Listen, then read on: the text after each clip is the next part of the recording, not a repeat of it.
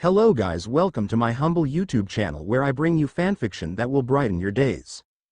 Before we start, a subscribe is greatly appreciated, and don't forget to leave a like and ring the bell icon so you won't miss exciting new fanfiction stories. True God in Another World, Tensura x Tbate, by Tempest_King_20. Chapter 7. The little elf Rimuru. Several days had passed since my last conversation with Sylvia, and during that time, I had managed to convince her that everything would be fine. Now, all we could do was wait for her to finish constructing the gate as per our plan. Everything seemed to be proceeding normally. I was sitting in meditation, focusing on purifying my mana core, while Arthur diligently practiced the mana circulation technique nearby. The air in the cave was calm and serene until it was abruptly shattered by a thunderous thud that echoed through the cave, causing us both to jolt to attention. Thump! Without hesitation, we rushed towards Sylvia. Arthur immediately confronted her, his voice filled with worry and frustration. "Sylvia, please tell me what's happening to your wound. Why is it getting worse all of a sudden? You told us it was just a minor ailment that flared up occasionally, but this is far worse. We can't just ignore it anymore. It won't heal on its own, it's deteriorating." As Arthur expressed his frustration and accumulated tension, I remained calm, observing the scene before me. It was clear to me that Sylvia's condition was deteriorating because of the gate, a realization that seemed to dawn on Arthur as well. Taking a deep breath, Sylvia let out a weary sigh, acknowledging that Arthur had grasped the truth. She managed a sheepish smile, her voice barely above a whisper. "Art. Yes, I am dying. But please, do not blame yourself for this. You are not the cause. I have been slowly fading away for quite some time now. In a way, you are actually granting me a favor by allowing me to depart this wretched cave sooner." Her words hung heavy in the air, and just as the weight of the situation settled upon us, a dazzling golden glow began to emanate from Sylvia's body. Adjusting my eyes to the brilliance, I focused on the transformation taking place where Sylvia had been seated. What emerged from the spot where she once sat was a magnificent dragon, surpassing even the massive titan-like figure that Sylvia had previously embodied. This dragon was grand and awe-inspiring, its entire form adorned in a pearlescent white coat of shimmering scales. Lavender eyes, exuding both strength and wisdom, glowed beneath a series of intricately crafted golden runes that adorned its neck and snaked down its body and tail. These runes resembled an elegant tribal pattern, reminiscent of celestial artwork, carefully etched and intertwining as if they held some deeper meaning. The dragon's wings, pure and pristine, were adorned with razor-sharp feathers so fine and perfect that they would put swords forged by master smiths to shame. Slowly, the blinding golden light that enveloped the dragon dimmed, allowing the full view of its majestic form. The once titan-like being had been completely replaced by this magnificent creature, radiating an aura of power and grace that was truly breathtaking. "There now. Do I look a bit more like a Sylvia?" Sylvia let out a toothy smirk formed on her lips, revealing a row of razor-sharp, glistening teeth. Her lavender-purple eyes sparkled mischievously, reflecting the light that streamed through the gaps in the cave's rocky walls. The irises seemed to dance with an otherworldly luminescence, giving them an almost ethereal quality. I chuckled softly, unable to contain my awe and admiration at Sylvia's transformation. "Haha. Well, it's safe to say that you've surpassed all expectations, Sylvia," I replied, my voice tinged with genuine amazement. I couldn't help but admire the way her newfound draconic form exuded a sense of power and majesty. Sylvia's eyes softened as she regarded me. "Thank you," she whispered, her voice carrying a deep resonance that echoed through the cavernous space we occupied. Sylvia," Arthur stammered, his voice filled with shock and disbelief. His eyes widened, struggling to fully comprehend the fantastical sight before him. "Why, you are a dragon?" Now fully embracing her draconic form, Sylvia nodded solemnly, her majestic head slightly bowing. "Yes, Arthur. Now that I am in this form, we do not have much time," she began, her voice laced with urgency. Sylvia's eyes gleamed with a mixture of sorrow and determination. "I sensed one of my captors approaching dangerously close a few days ago," she explained. "My time of hiding is drawing to an end, and this form will inevitably alert them to my presence. That is why I only have time to explain what is necessary." Her bladed wing unfurled gracefully, revealing a sight that took my breath away. Nestled within the talon-like structure was a translucent, rainbow-colored stone, its size comparable to two clenched fists. The myriad of colors and hues emanating from the stone created a mesmerizing aura. The stone, or better to say the egg, attracted to me, to my dragon factor. It was as if the stone itself possessed a consciousness. Without waiting for a response, Sylvia continued, the urgency in her voice growing more palpable. Everything will reveal itself when the time comes, so just hold on to this and do not let anyone know that you have it, she instructed, her words infused with a sense of grave importance. Most will not know what it is, but everyone will be attracted to the aura it emits. Sylvia then turned her attention to Arthur, plucking a single feather from her magnificent wings with a clawed hand. Delicately, she handed it to him. Wrap the stone in this feather to conceal it, she advised, her voice gentler now. As Arthur obediently followed her instructions, the once radiant stone transformed into a seemingly unremarkable white rock, its true beauty hidden beneath a mundane veneer. But Sylvia wasn't finished yet. She transferred her will to my brother, surprising him with this unexpected connection. As he looked into Sylvia's vivid purple eyes, he witnessed a mesmerizing sight. The golden markings that adorned her face and body blazed brighter than they had when she first transformed, filling the cavern with an enchanting light. With each passing moment, the markings grew dimmer until they disappeared entirely. In a swift motion, Sylvia's tongue pierced Art's core, leaving behind a trail of blood on his worn-down shirt. A golden smoke crackling with sparks of purple wisped out, intertwining their essences. Art let out a sharp yelp, momentarily stunned and disoriented by the experience. I watched in awe as Sylvia withdrew her head, a halo of yellow, dimmed irises replacing her once shimmering purple eyes. The intricate runes that once adorned her face and body were now absent, leaving behind pale skin that contrasted with the swirling stormy sky visible through the blown-off ceiling of the cave. As Arthur gathered his wits, his gaze met mine, a mixture of fear and confusion etched onto his features. Sensing the danger that awaited us beyond Sylvia, I seized his arm, urgency guiding my actions, and swiftly pulled him over to my side, using Sylvia as a temporary barrier between us and the impending threat. Silence enveloped the cave for a fleeting moment, and then, with a deafening explosion that shook the ground beneath our feet, chaos erupted around us. Dust and debris filled the air, obscuring our vision, as beams of sunlight poured through the cavity where the ceiling had been violently blown off. I strained my eyes, the hazy particles finally settling, revealing a figure standing before us. Clad in sleek black armor and a blood-red cape that matched its eyes. The figure's pale gray skin matched the clouded sky in the background. The horns were different, though, as this entity had two horns that curled down and under its ears, lining its chin. Sylvia, with her majestic wings spread wide, reacted swiftly to shield us from the raining debris. Without hesitation, she enfolded us under her protective embrace, blocking us from harm's way. Lady Sylvia, I advise you to stop your stubbornness and hand it over. You've already caused us quite the trouble after hiding yourself. If you submit, the Lord may even heal your wound, the entity pressed, exuding impatience in his tone. As his words settled in the air, time seemed to halt, freezing the world in suspended animation. However, amidst this surreal stillness, Arthur, Sylvia, and I remained unaffected.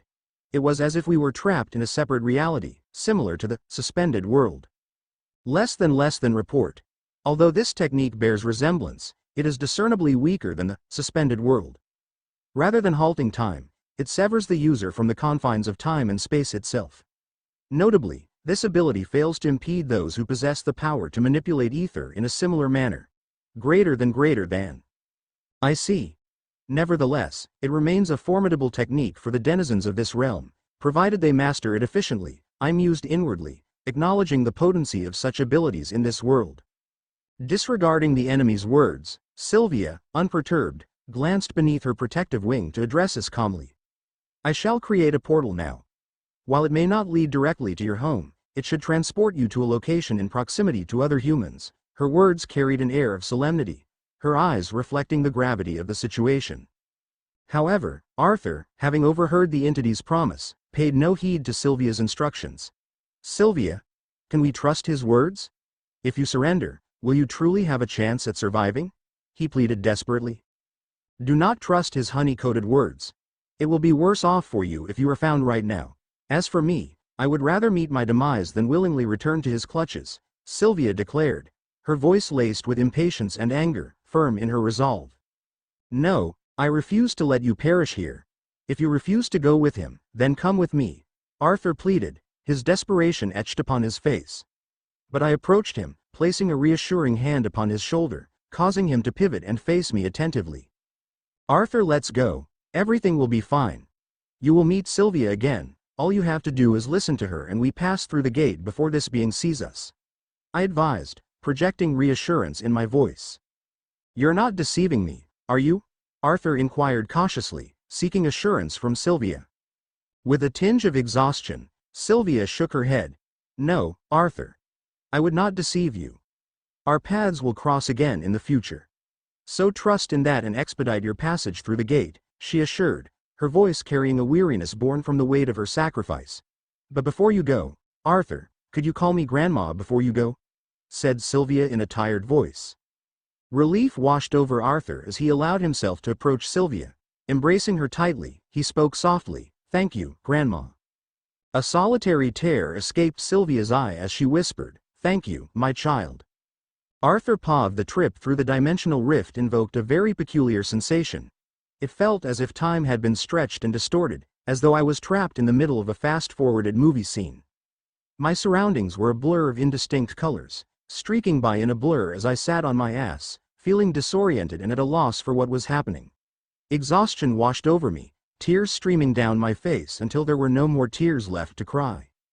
She had promised me that we would meet again, but as the moments ticked by, I had no idea when or where that reunion would take place. My mind begged for sleep, desperate to find some solace from the pain that consumed me. I curled up into a ball where I had landed, seeking both physical and emotional protection. But just as I closed my eyes, a searing pain jolted me back to consciousness. The burning sensation radiated from my monocore, the very center of my being, and its intensity was both alarming and electrifying. And then, a voice echoed in my head, cutting through the chaos and confusion. "Ahem. Testing, testing. Ah, good. Hello, Art, this is Sylvia." I pressed my hand to my chest, my heart fluttering with both excitement and anxiety. "Sylvia, I'm here, can you hear?" But Sylvia's voice continued, muffled and distant. "If you're listening to this right now, it means I have shown you what I actually am." Realization dawned on me. It wasn't Sylvia speaking in real time, it was some kind of recording she had infused into me when she had gouged that small hole into my monocore. My mind raced, trying to grasp the implications. "You're nowhere near ready right now to know the whole truth. Knowing you, if I were to have told you who that figure in the sky had been, you would have brashly tried and fight. Little Art, you are barely past the age of 4. Upon looking at your monocore, I have realized that you have a rare talent, seeing that your monocore is already dark red in color. I will leave you with this. I have infused with you my unique will. This is something incomparable to a normal beast will. Your future progress as a mage depends on how well you will be able to use my will that is embedded into your monocore." Was that why the purple in her eyes and golden patterns disappeared? "The moment your monocore reaches a level past the white stage is when you will hear from me again. At that time, I will explain everything, and what you do from there is your choice. There was a stage past white. Lastly, Art, I know you may be in grief, but remember that you have your family to look out for and the stone I entrusted you with. My only wish is for you to embrace the joys and innocence of childhood, train hard, and make your parents and I proud. Do not go chasing after shadows in a fit of rage. Killing the ones that are responsible to what happened to me will neither bring me back to life nor make you feel better. There is a reason for everything, and I do not regret what has happened. With this, I bid you farewell for now. Remember, protect your family and the stone, study what I have left you, and enjoy this life, King Grey." The weight of her words settled heavily upon me. King Grey, that name and title was from my previous world. She had always known, she had discovered something in my monocore, something that allowed her to peer into my memories. And now, she was gone, leaving me with more questions than ever before. She was the only one who could provide answers, but she was not here with me now. "Hey Art, are you all right?" My brother waved his hand in front of my unfocused eyes. "Ah, yeah, why do you ask?" I replied, snapping back into the present moment. "Well, you were sitting motionless for a while, and your face had that same shock that a child has when they find out Santa Claus isn't real," he said, his tone attempting to lighten the mood. I took a deep breath, trying to steady myself. "Well, Sylvia discovered that I'm reincarnated," I confessed, my voice still carrying a hint of disbelief. "Well, I suppose you'd be shocked.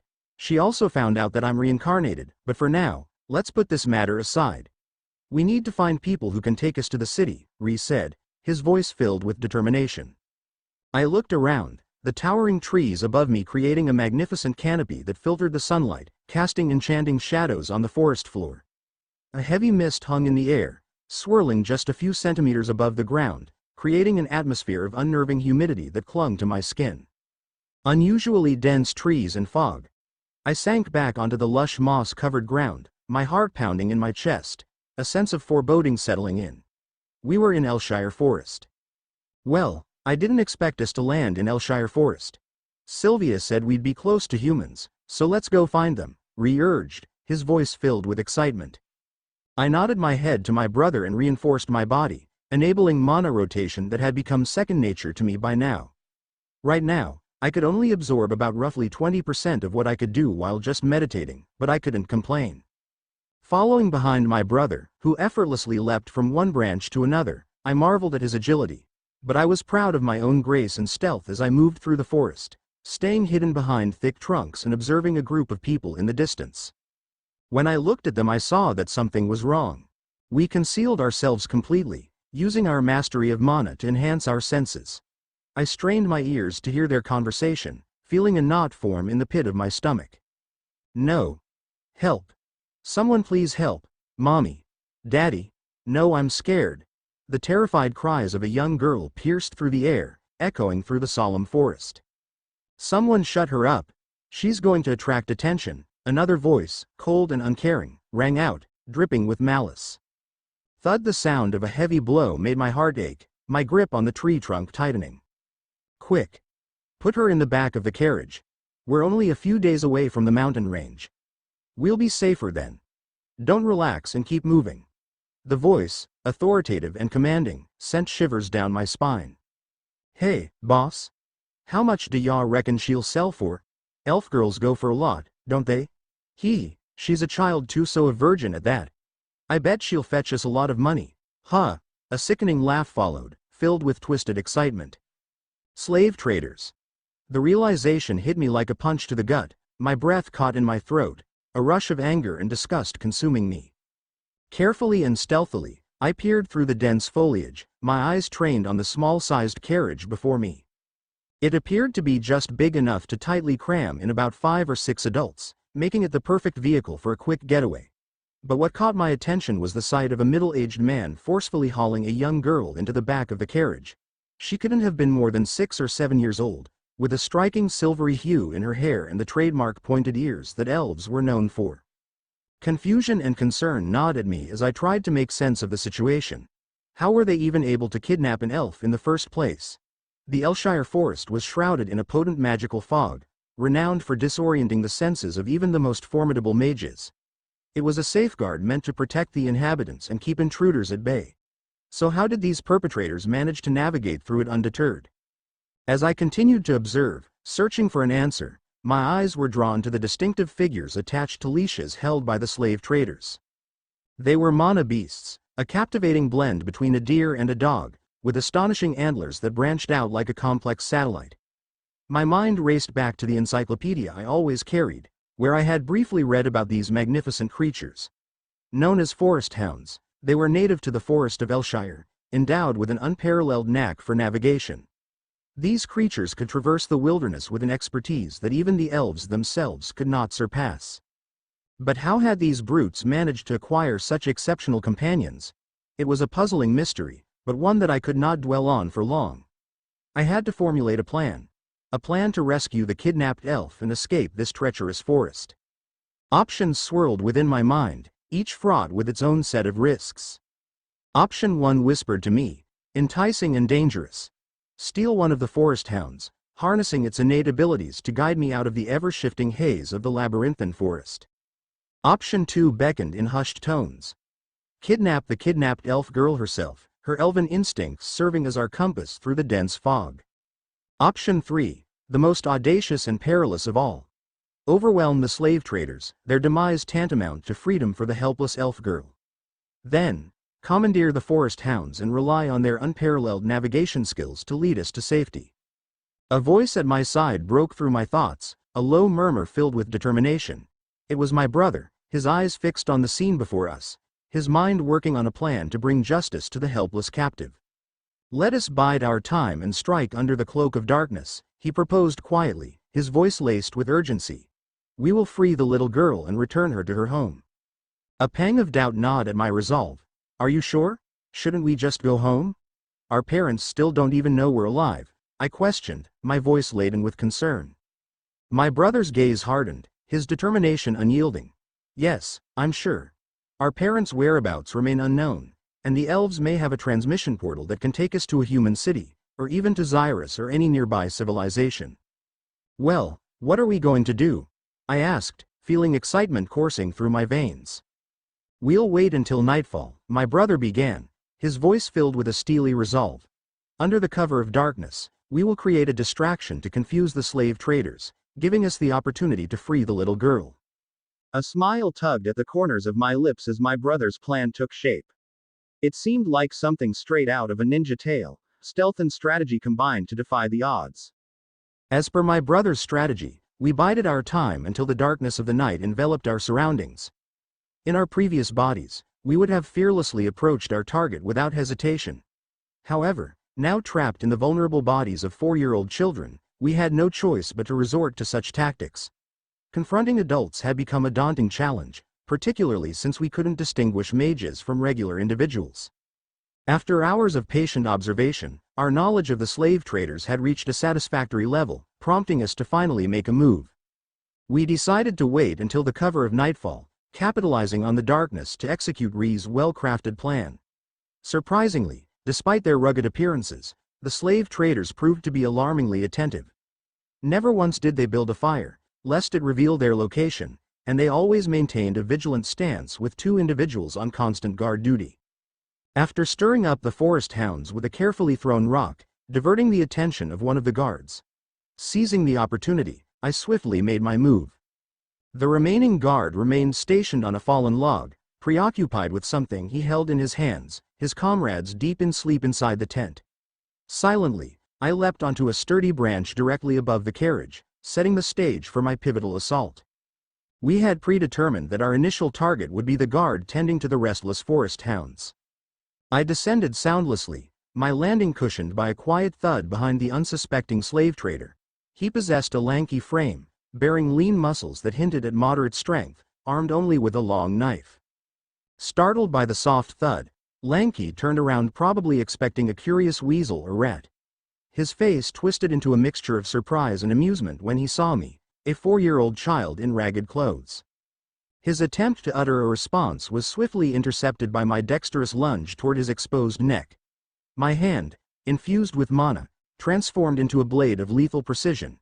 In my previous world, such a technique would be known as the swordless art, but in this world, it could be more aptly described as a wind attribute technique. Instinctively retreating, the lanky guard reflexively attempted to shield his face from the oncoming assault by the young boy.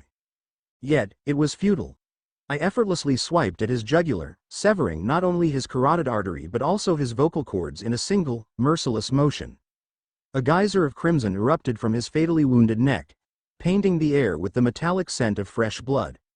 I quickly positioned myself behind him, carefully cradling his lifeless body to the ground, mindful of avoiding any sudden noise that could reveal our presence. As anticipated, the previously pacified forest hounds were abruptly roused by the pungent aroma of spilled life force. Their ears perked up, and the once serene forest was instantly transformed into a symphony of howls and barks, echoing through the night. Before his comrade could even muster a response, my brother moved with deadly precision. In an act of mercy, he swiftly silenced the man, extinguishing any remaining flicker of life, ensuring our hidden movements went unnoticed.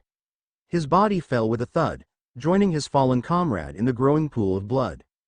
The hounds, their primal instincts awakened by the carnage, fell into a hushed reverence as they tore into the lifeless flesh, savoring every morsel of their fallen masters. The forest seemed to hold its breath as we moved cautiously toward the tent, our steps silent and calculated. We intended to dispose of the remaining 2 slavers, their sleep masking our deadly intent. However, just as we approached, an unforeseen shriek rent the silence, piercing through the night air like a siren of alarm. "Help! Mommy! Someone? Anyone? Pleasey!" The desperate plea shattered the careful orchestration of our plan. Cursing under my breath, I fought to keep a cool head in the face of this untimely interruption. The fabric of the tent rustled, signaling the abrupt awakening of the 2 remaining slavers. Their groggy voices carried an air of confusion and irritation. "Pinky! Deuce! The kid is awake! What the hell are you guys?" One of them barked, his voice still tinged with remnants of sleep. I suppressed the rising impulse to burst into laughter at the ludicrous names of the slave traders. Hiding behind a gnarled oak tree, I gripped Pinky's knife tightly, silently infusing it with mana. The anticipation of the impending attack pulsed through me. A sense of unease seemed to ripple through the air, catching the attention of the 2 remaining slave traders. With caution etched on their faces, they cautiously circled around to the other side of the carriage. Shock widened their eyes as they came face to face with the grisly sight of their former companions being devoured by the ferocious forest hounds. Seizing the opportunity, I lunged forward with precision towards the trader closest to me, while my brother swiftly launched his attack on the other man. The moment the trader caught sight of me, his short sword swiped menacingly in my direction. Swiftly evading the oncoming danger, I dropped to a crouching position, and with agility, I propelled myself forward, desperately trying to close the gap between us. The knife swung in a deadly arc, its blade surging with enhanced mana, and sliced effortlessly through the Achilles heel of his right leg. A guttural cry of pain escaped his lips as he desperately flung himself out of my reach, avoiding any further injury. Wrenching agony etched across his features, he bellowed, "Gaw! Danton, watch yourself. This brat must be a mage." My attention swiftly shifted towards Danton, witnessing my brother fiercely pressuring him in combat. Manipulating the very ground beneath Danton's feet, my brother disrupted his balance, allowing him to exploit the vulnerability. Moving with swift precision, my brother targeted Danton's ankle, delivering a blow that left its mark. "You son of a bitch! You're dead now, you piece of shit!" Danton screamed, fueled by a mix of fury and pain. "I don't care if I can't sell you anymore." In his blind rage, Danton launched himself at my brother, every attack wild and uncontrolled. Hindered by his injured foot, my brother easily evaded his onslaught. As Danton's exhaustion began to take its toll, my brother seized the opportunity. Conjuring a ball of fire in his hand, he hurled it towards Danton's face. Though narrowly escaping the flames, Danton found himself vulnerable from behind. With swift precision, my brother appeared behind him, deftly plunging the knife into Danton's waist before delivering a forceful kick to his injured leg. Danton crumpled to the ground, defenseless, and my brother swiftly ended his suffering with a lethal stab to the neck. Witnessing the defeat of his companion left George in a state of shock. Taking advantage of his stunned state, I moved noiselessly behind him, mimicking the same brutal method my brother employed to dispatch Danton. In just seconds, the life in George's eyes faded into nothingness, his body succumbing to gravity like a puppet whose strings had been cruelly severed. A heavy silence descended upon the once tumultuous clearing, broken only by the shallow gasps of the fallen slave traders. The stench of blood and sweat hung heavily in the air, mixing with the scent of damp earth and decaying leaves. I stood amidst the aftermath of the violent encounter, my heart still pounding, drenched in the raw intensity of spent adrenaline. Every nerve in my body was on high alert, searching for any signs of danger lingering in the shadows. It seemed that the elf girl knew that there was fighting going on by eerie quiet. Ree placed a hand on my shoulder. "You go and set the child free while I take care of their dead bodies," he instructed, his voice filled with a somber understanding of the young girl's fragile state. "She shouldn't see them." I nodded in agreement. With purposeful steps, I made my way towards the carriage, the rusted shackles still clinging to its metal frame. As I climbed onto its back, my gaze fell upon the young girl, huddled in a corner, shivering and wearing nothing more than dirty rags that barely concealed her modesty. She looked up at me with wide, startled eyes, a mixture of surprise and doubt twinkling within their vibrant turquoise depths. It was as if they silently questioned, "He can't have been the one who saved me, right?" Moving closer, I carefully untied her, my touch gentle and reassuring. She remained silent, her gaze never leaving my face, her eyes swollen from tears shed in fear and despair. Weary and feeling the grime of battle clinging to my skin, I extended a hand to help her up, my voice filled with a mix of weariness and compassion. "You should go back home now," I told her, keeping my tone steady despite the exhaustion that threatened to overtake me. A whirlwind of emotions flitted across her face, relief, disbelief, and a glimmer of hope reclaiming its place in her youthful features. At the mention of home, a spark of recognition ignited in her eyes, and her trembling form broke down. Sobs racked her small frame, the trauma of the past hours spilling out in waves of despair and anguish. "I was so scared," she cried, hiccuping between choked breaths, her words a torrential flood of pain and fear. "They were going to sell me. I thought I was never going to see my family again." The weight of her grief overflowed, leaving her small frame trembling with the sheer burden of her anguish.